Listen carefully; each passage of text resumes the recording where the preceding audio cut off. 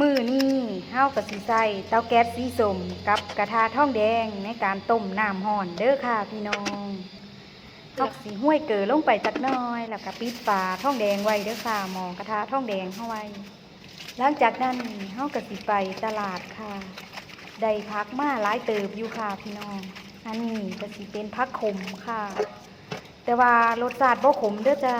รสชาติก็สิหวานจ่วยๆถ้าเฮาลวกสุกแล้วหลังจากนั้นเฮาก็ทำการล้างเด้อค่ะล้างน้ำให้สะอาดจัก2-3น้ำเด้อค่ะแต่จริงๆแล้วแม่ค้าเพิ่นก็เฮ็ดมางามอยู่แล้วค่ะก็คิดว่าคือสิมีสารตกค้างก็เลยทำความสะอาดให้น้องซะก่อนที่สินำไปลวกเด้อค่ะพี่น้องหลังจากนั้นเฮาสิโยนบักเขือลงไปในกะละมังเด้อจ้าพี่น้อง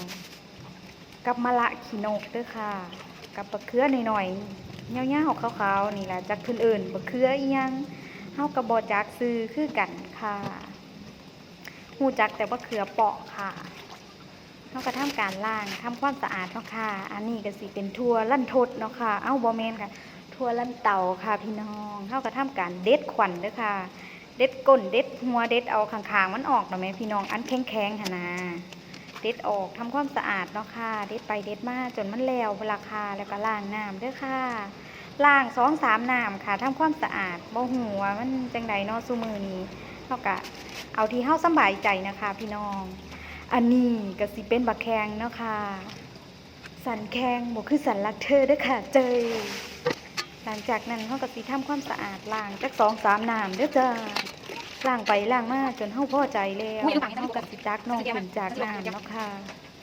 หลังจากที่อาบน้ำให้น้องล้างน้ำแล้วมันก็สิสะอาดเรียบร้อยแล้วเด้อค่ะอันนี้กับผักโขมก็เอามาล้างอีกรอบ2เด้อค่ะเพราะว่าคิดว่ายังบ่สะอาดค่ะก่อนที่สินำไปบริโภคเฮาควรสิล้างให้มันสะอาดเนาะค่ะเพราะว่าอันนี้เฮาซื้อมาบ่ได้ปลูกเองกระทะทองแดงเฮาก็เดิดบุกแล้วเนาะค่ะเฮาก็จับบักเขือเปาะโยนลงไปเลยค่ะตามด้วยถั่วลันทดบักแข้งมะละขี้นกค่ะหลังจากปิดฝาหม้อไว้ได้จักพักหนึ่งเฮาก็สิมาหยอกน้องเด้อค่ะตักขึ้นมาหยิกมาหยอกเบิ่งสุกแล้วเฮาก็เลยตักน้องขึ้นจากน้ำร้อนจากหม้อกระทะทองแดงของเฮานั่นเองบักแข้งก็สุกแล้วค่ะลองหยิกลองหยอกน้องเบิ่งแล้วสุกค่ะก็ได้ตักขึ้นมาอันใดที่บ่สุกก็อยู่ในกระทะไปก่อนเด้อจ้าหลังจากนั้นเฮาก็สิโยนผักขมค่ะลงไป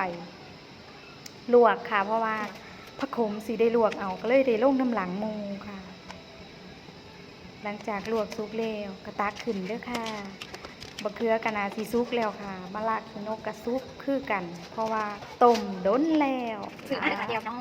หลังจากที่เฮาต้มสุกแล้วเฮาก็สิไปจัดจานเลยเด้อค่ะอันนี้สิเป็นปลาแดกเนาะค่ะเป็นเซลปลาแดกที่เฮาซื้อมาเด้อค่ะบ่ได้เฮ็ดเองมื้อนี้เหนื่อยค่ะเฮาก็สิจัดจานเรียงใส่จานเลยเด้อค่ะพี่น้องอันที่มันสุกแล้วเนาะอัน